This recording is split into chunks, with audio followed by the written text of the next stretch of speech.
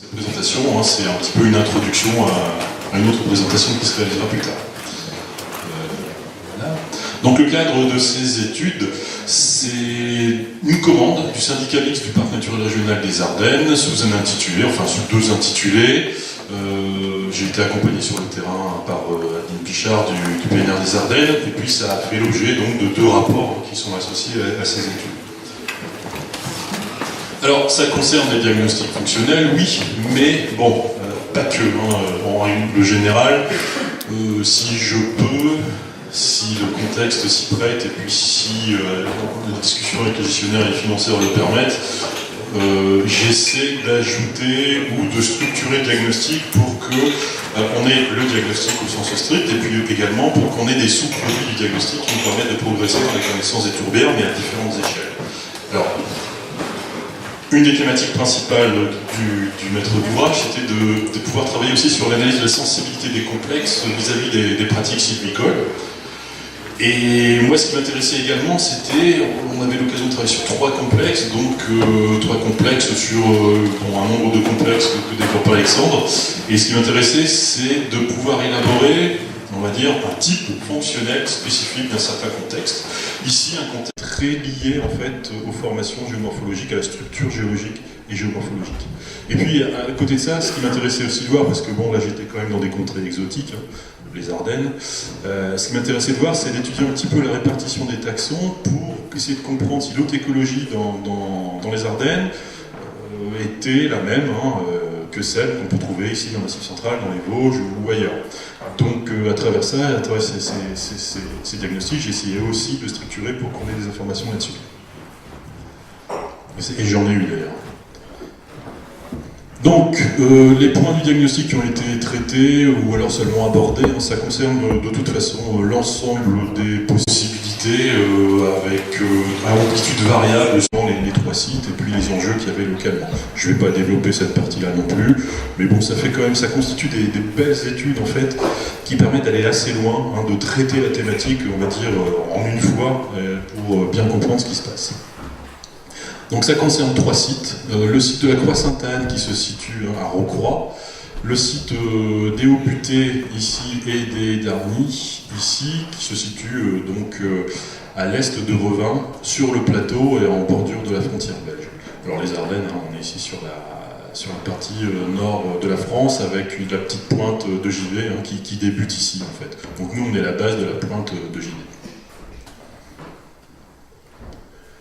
Le contexte géologique va être déterminant, puisque ici, on est vraiment sur des entités, des complexes, qui sont, du point de vue fonctionnel, très liés à leur substrat, comme c'est souvent le cas, mais bon. Ils sont tous situés sur, on va dire, des assises cambriennes du Paléozoïque inférieur, qui s'intègrent dans un grand massif, le massif ardennais, où on n'a pas que ces roches qui affleurent, mais on a aussi beaucoup de roches, on va dire un peu plus tardives, du Dévonien, ordovicien en réalité, jusqu'au Carbonifère. Et tout ça, c'est évidemment après recouvert par les sédiments jurassiques et crétacés. Donc on est vraiment sur une entité géographique relativement restreinte du point de vue spatial. Et les trois complexes concernent cette entité. Donc sur ces assises cambriennes, on dit aussi devinien, on a un développement de formation superficielle assez important, que sont des limons des plateaux, qui sont appelés comme ça. On a des cartographies qui sont ce qui valent, c'est assez difficile en réalité d'estimer l'épaisseur de ces altérites sur ces plateaux. On a ici la Meuse qui vient en profondeur inciser ce grand plateau. Et puis en noir, on a également des filons de quartzite qui constituent, mais je ne vais pas en parler, c'est plutôt Alexandre qui abordera le sujet, qui constituent aussi des objets assez intéressants du point de vue géologique en lien avec le fonctionnement de ces tourbières. Donc trois tourbières dans trois contextes assez comparables. La tourbière de la Croix-Sainte-Anne, on voit peut-être pas bien ce qui se passe, mais ça ressemble à ça. Donc on a une partie, alors la tourbière elle est ici en fait, ça forme un triangle. On a une partie boisée qui est ici, et une partie ouverte, alors plus ou moins arborée, avec des bouleaux. Et puis ce qui est intéressant, ici, c'est d'abord l'environnement qui est plutôt agricole, avec des prairies de fauche, assez enrichi. Et puis là, une décharge. Moi j'aime bien les sites à décharge parce qu'en fait, là-dedans on a beaucoup de polluants potentiels et on a éventuellement des traceurs d'écoulement. Et bon, c'est pratique. Et ça justifie aussi éventuellement la nécessité de faire des analyses physico-chimiques complémentaires avec des métaux lourds, des choses comme ça, ce qu'on n'a pas forcément à faire ailleurs. Ça ressemble à quoi? Ça ressemble à ça, là, donc la partie ouverte, donc des formations basses, avec même des formations très riches en sphènes, un peu partout, quelques arbres à droite et à gauche, d'autres endroits où on a des fragmités, dans ces formations basses à sphènes, on a des fragmites. On a également des arbres en plus grande quantité, et puis on a également de la solée boulée à Moligny, et puis à Sveigne également. C'est quand même une belle boulée à Sveigne, avec ça et là du fragmite aussi. Donc ça, c'était pour avoir une petite idée. Maintenant, le relief, description du relief. Dans cet axe, ici, la tourbière, elle forme une sorte de triangle, là, et dans l'axe du triangle, on va dire, dans un des axes du triangle, je vous propose un profil qui a été réalisé à partir d'un millidar qui est à 1 mètre, donc de bonne qualité. La décharge, là je suis passé par la décharge, qui forme évidemment un amoncellement. Une première pente ici, avec une pente régulière. Une seconde pente, une petite cassure ici, une seconde pente ici, qui est elle aussi régulière. La tourbière elle se situe là, en fait. Donc c'est assez important d'en prendre en compte. Le cadre géologique, c'est celui que je proposais tout à l'heure. On est sur donc, ces assises cambriennes avec un recouvrement de limon des plateaux, d'altérite de ces quartzites et filades. Donc filades, quartzites, on est plutôt sur des roches métamorphiques, on est sur des grès consolidés par le métamorphisme. Et puis les filades, on est entre le schiste houillé et, en 2 mots, le schiste houillé et les ardoises. Donc ça a déjà chauffé, mais pas trop. Alors, je vais travailler beaucoup sur cet axe-là, qui passe en fait des formations superficielles de type limon des plateaux, au socle et puis à la tourbière. Le modèle est très très simple. Donc j'ai repris la topo calculée à partir du MNT, on a ça, et puis donc on peut, alors ce contact-là, il n'est pas forcément tel que je le représente. J'aurais dû mettre des pointillés de manière stricte, c'est vrai, c'est une erreur, mais on a à peu près cette structure ici, les quartzites et filades et les limons. Les épaisseurs de tourbe, il n'y a pas grand-chose. 35, alors il y a 0, évidemment, là où il n'y a pas le complexe tourbeux, et puis ensuite on passe plutôt autour de 40-50 avec une épaisseur maximale ici à 1 mètre, mais a priori ça correspond à un écoulement, un ancien drain, donc c'est très localisé comme épaisseur d'1 mètre. Mais en gros, il n'y a pas beaucoup de tourbes.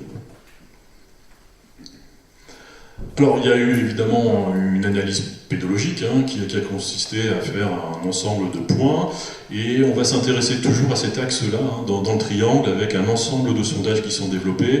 Alors souvent, la tourbe, elle ressemble à ça. C'est une tourbe assez lâche, donc qui a d'apparence assez récente. Parfois on a un petit culot qui est de tourbe un peu plus dégradé, noir, et ça c'est ce que je vais appeler des tremblants, mais en réalité on pourrait appeler ça des pseudo-tremblants, parce qu'en fait c'est bourré d'eau, et puis on passe à travers comme dans un tremblant. Mais évidemment ça fait que 50 cm, donc on ne mouille que la botte, on laisse la partie haute relativement sèche. Mais on est sur des taurbes très très lâches en fait, qu'on peut assimiler à des tremblants. S'il y avait une poche d'eau ici, ce serait un tremblant réel. Alors je ne suis pas allé en hiver, mais il se peut qu'en hiver en fait on ait une petite poche d'eau, et le terme de tremblant ici s'appliquerait. Moi j'appelle ça plutôt des pseudo-tremblants, parce qu'on a la même structure pédologique qu'un tremblant, mais on n'a pas l'eau, la lame d'eau qui est sous le tremblant comme on peut l'entendre classiquement. Donc encore ce petit transect. On a un ensemble de sondages, et puis on a un beau gradient pédologique, un gradient d'engorgement. Je ne vais pas aller forcément dans le détail, mais ici on a des réductisols qui sont assez bien typiques. Après on passe à des redoxisols dans cette partie ici, et ensuite on arrive dans des histosols, ou alors des réductisolistiques, enfin des choses où il y a de la tourbe, et puis toujours ici une couche de particules fines, de limon on va dire, qui est sous forme réduite. Le ferme y est sous forme réduite, et puis ça caractérise des sols assez classiques en zone humide. Donc est-ce qu'on est en tourbière vraie? Ça se discute, on ne va pas discuter aujourd'hui, mais on pourrait en parler. Donc ça décrit un petit peu des sols engorgés sur une partie de l'année ici, des sols engorgés sur presque toute l'année, et puis ici des sols engorgés toute l'année qui permet en plus la mise en place de tourbes, de niveaux de tourbes. Alors les unités écologiques ont été traitées par l'ONF, je ne vais pas aller plus loin que ce que j'ai déjà décrit, c'est pas forcément le plus intéressant. Ici, par contre, moi j'ai procédé à la délimitation de bioindicateurs fonctionnels, et notamment à la délimitation de la zone à Phragmite, donc Phragmites australis, et de la zone ici à Masset. Alors deux indicateurs, le premier indicateur c'est un indicateur d'émergence, et l'autre c'est un indicateur d'azote, de pollution éventuelle. La prise en compte de la structure géologique et de la structure écologique, ça permet d'améliorer un petit peu notre modèle, donc avec la base géologique et puis la répartition des différentes entités, toujours sur mon petit profil. Là où ça commence à devenir sérieux par rapport à la problématique d'écoulement et de modèle fonctionnel, c'est quand on va commencer à regarder au niveau de la typologie des eaux de surface. Et c'est des eaux de surface qui sont prises, elles ne sont pas stagnantes, c'est des eaux courantes. Donc soit dans des systèmes émergents, soit dans les systèmes, on va dire, d'écoulement concentrés locaux. On peut voir qu'il y a des petites différences qui ne sont pas forcément marquées sur le pH, mais qui sont assez bien marquées sur le pH, des conductivités électriques de l'eau, entre les systèmes d'écoulement concentré, ici à 144 microsiemens, 140, 226, alors que dans la zone humide même, on est sur des valeurs un peu plus élevées. Encore une fois, ce n'est pas des eaux qui stagnent, c'est des eaux qui sortent, des eaux d'émergence qui sortent du substrat. Donc on a, a priori ici, des eaux plus riches que dans le reste des eaux de surface au niveau du bassin versant. Comme je vous disais, décharge, donc analyse physico-chimique assez bien développée avec un ensemble d'indicateurs ici qui nous permettent de mettre en évidence plusieurs choses. Et on avait également la chance d'avoir un comparatif ici, donc un site dans les mêmes conditions, donc le socle cambrien, les altérites, un captage d'eau pour l'adduction d'eau potable, et puis des analyses donc, sur du moyen terme de cette eau. Donc on va pouvoir comparer une eau qui est relativement dans un contexte plutôt géologique, enfin même contexte géologique, mais ici forestier, donc on n'a pas les habitations, on n'a pas les prairies de fauche, on a une route, mais à mon avis elle est quand même assez bien cadrée du point de vue des écoulements. Et donc on est dans un système qu'on va dire plutôt de forte naturalité par rapport à mon système à moi, avec une décharge, une route, une ville, etc. Et on a un ensemble d'indicateurs, je ne vais pas les développer tout de suite, mais simplement 5 minutes en plus, donc je vais aller très vite. Les pollutions, on a de plusieurs types ici, donc on a des pollutions liées à l'ammonium, dans certains points du complexe. On a des pollutions possibles aux engrais de type sulfate de magnésium, ici, sur un point du complexe, décidément. On a des pollutions probables également aux métaux lourds. Bon, je ne vais pas développer tout ça. Et puis un autre type de pollution qui est toujours intéressant à regarder, c'est la pollution au chlorure de sodium. Et ici, on voit qu'on a des valeurs de chlorure de sodium à un certain moment de l'année, à certains points du complexe, qui sont 100 fois supérieures à ceux de l'eau. Donc là, on est probablement sur des enrichissements de pollution liés à l'eau de salage sur les routes, qui sont assez bien marqués. Ça s'explique bien, les routes, mon complexe est là j'ai une belle route, un axe majeur qui va à Rocroi, et l'hiver, ça doit être salé. Donc une partie de l'année, le sel vient polluer un petit peu la tourbière, notamment en avril en fait, après on n'a pas pu. Alors, c'est la problématique des écoulements souterrains, ça va être le paléorelief sous les altérites. Donc on est dans la même configuration avec des basaltes, en gros, et il va falloir essayer de comprendre, si on peut, comment se structure le relief à l'interface entre les limons des plateaux et le socle cambrien. Et ça, on ne sait pas bien. Là, je peux tracer, je sais qu'ici, je suis à 375 mètres NGF, j'ai le contact entre l'altérite et socle. Ici, j'ai le contact à 354, et puis entre les deux, ça peut être comme ça peut être comme ça, ou ça peut être comme ça, et je ne peux pas le savoir. Et ça m'embête, parce que pour aller tracer les sources de pollution, c'est pas simple. Quand je fais des modèles en fait, hydrologiques et puis que je peux en prendre référence pour essayer de tracer l'extension du bassin versant, par exemple, par rapport à la topo, en réalité mon point ici n'est pas bon, il faut que je travaille de manière plus fine parce que toute cette partie-là, ici, probablement n'alimente pas le complexe. Alors que, éventuellement, le complexe peut être alimenté, ici, par toute cette zone-là, et donc, entre guillemets, subir les pollutions de la banlieue de Rocroi. Petite banlieue, mais quand même. ça peut être pollué. Et puis, je peux aussi imaginer que ça aille un peu plus loin. En fait, j'en sais pas grand-chose, et ça me gêne parce que pour certains types de pollution vraiment ponctuelle, j'ai pas capacité à tracer, ou alors la zone est très large à tracer. Donc c'est un petit problème, mais qui se règle. On a également travaillé sur les variations des niveaux d'eau. Je vais pas trop en parler, je vais juste, donc là c'était à l'échelle annuelle. Ces courbes-là, on va plutôt les analyser sur des périodes précises où il y a beaucoup de renseignements qui peuvent être extraits de ça, par rapport à des petits modèles qui nous permettent de comprendre quels sont les apports de nappe, quelles sont les problématiques d'évapotranspiration. Et là où c'est intéressant, c'est que je vais pouvoir spatialiser en fait, et puis spatialiser dans l'espace et dans le temps, les différents types d'apports sur ces courbes-là, toutes simples.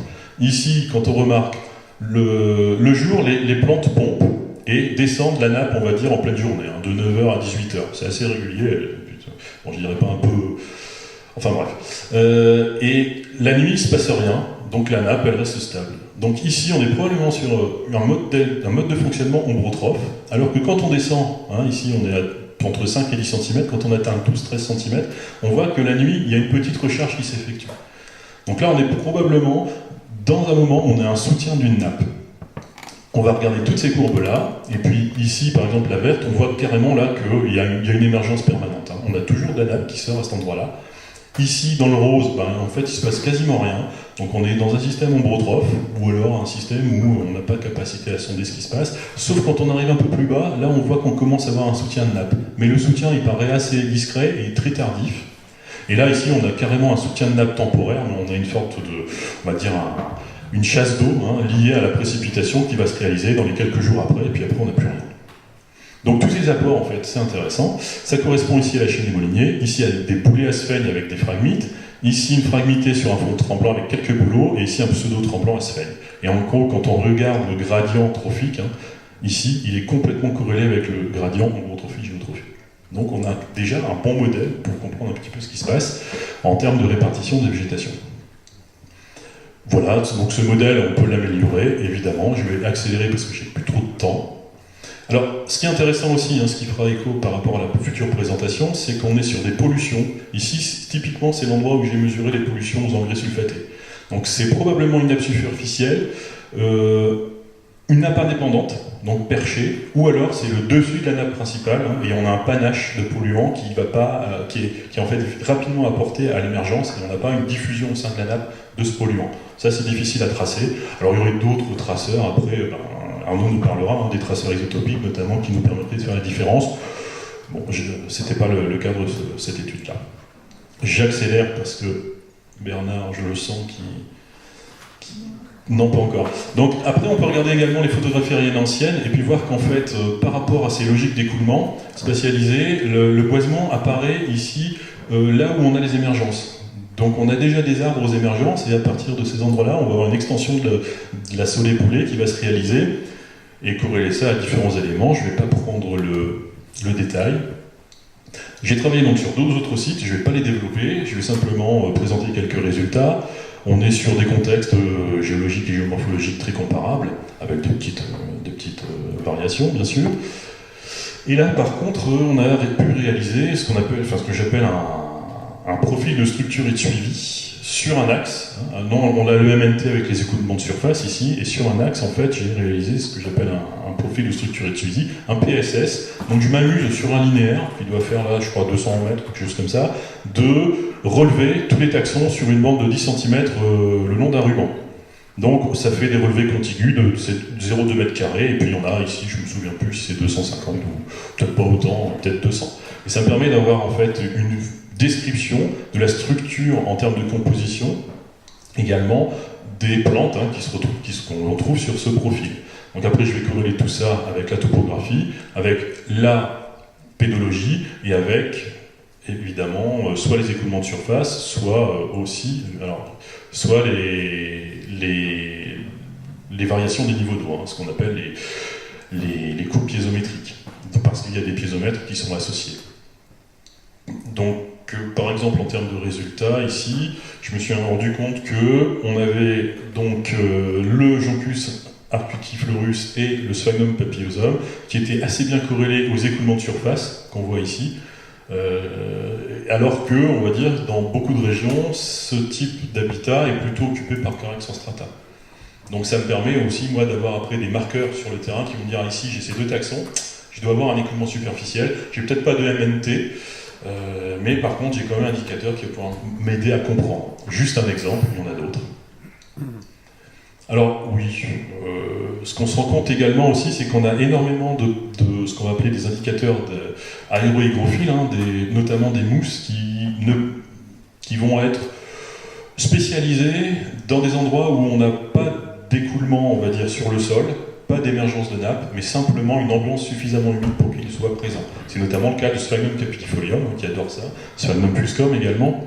Et donc là, ce dont on se rend compte, c'est qu'il y a une répartition des taxons dans un endroit ici qui correspond à la rupture de pente, qui correspond à la zone d'émergence principale. Ça ne peut pas être connecté à la nappe, parce qu'on a d'autres taxons qui sont là, qui nous prouvent que ça fonctionne bien, qu'on a bien une émergence et puis qu'on a tous les nutriments qu'il faut, mais ces plantes-là ne supporteraient pas en fait ce type de nutriments. Elles sont présentes sous forme de butte, en règle générale, et elles sont présentes qu'à certains endroits et à la rupture de plantes, et là où on a les émergences. Donc je pense qu'on n'est pas sur une ombreutrophie climatique, mais on est sur une ombreutrophie climatique qui est aidée par des facteurs microclimatiques liés à l'émergence. Donc on n'a pas non plus un potentiel d'avoir ça partout, et on n'a pas non plus un potentiel d'avoir une extension de ces communautés-là. Donc en termes de gestion, c'est aussi intéressant. On ne va pas se chercher à gérer un secteur pour avoir ce type de communauté à forte valeur patrimoniale, alors qu'on n'a pas le potentiel. Donc ça, au final, on arrive à des modèles comme celui-ci, hein, qui peuvent être assez difficiles à lire.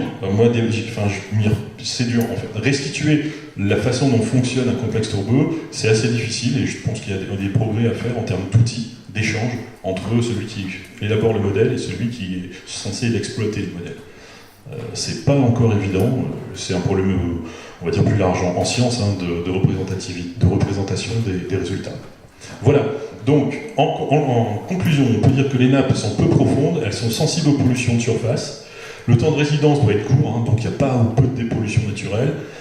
On est dans des milieux acides, oligotrophes, hypersensibles aux apports de phosphore, de calcium, de magnésium, et en fait, potentiellement, on peut avoir un fort impact sur le fonctionnement si, par exemple, il y a des apports en base liés à la sylviculture, parce qu'on a des projets d'amendement calco-magnésien dans les forêts des Ardennes, et du coup, la question se pose, comment on peut améliorer la sylviculture sans, on va dire, détruire les tourbières. Et ça, c'est l'objectif de la présentation d'Alexandre. Voilà. Merci Pierre. Une à deux questions maximum.